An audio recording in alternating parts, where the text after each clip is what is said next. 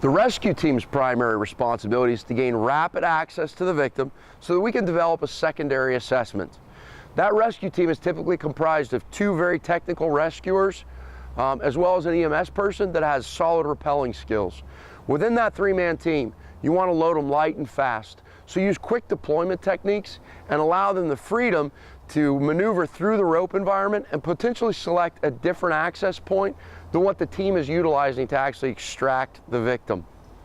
That rescue team, in packing light and selecting an alternative means of access, are looking for an area that affords them the ability to rappel or use a moving brake to get down to the victim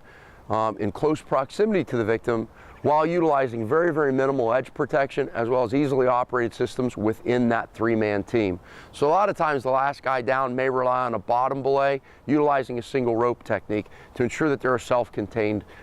group. In that application, reference our video segment about splitting your rope bags, putting midline knots in the middle of the rope system, deploying 2 tails that give you distance all the way down to the bottom side.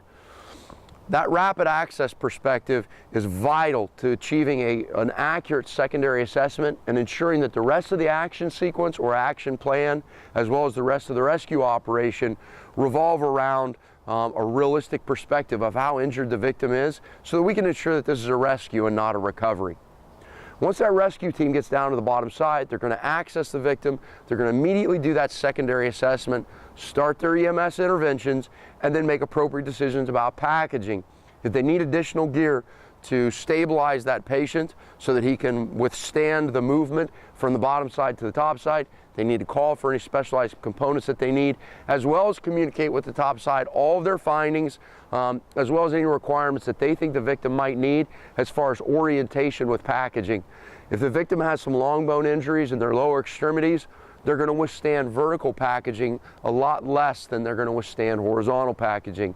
In those types of scenarios, that may play a role as to how high your high directionals are, how many extraction people you need on the top edge to mind that victim coming over the edge, so on and so forth. So make sure that we have good communication sequence between bottom side and top side after that secondary assessment.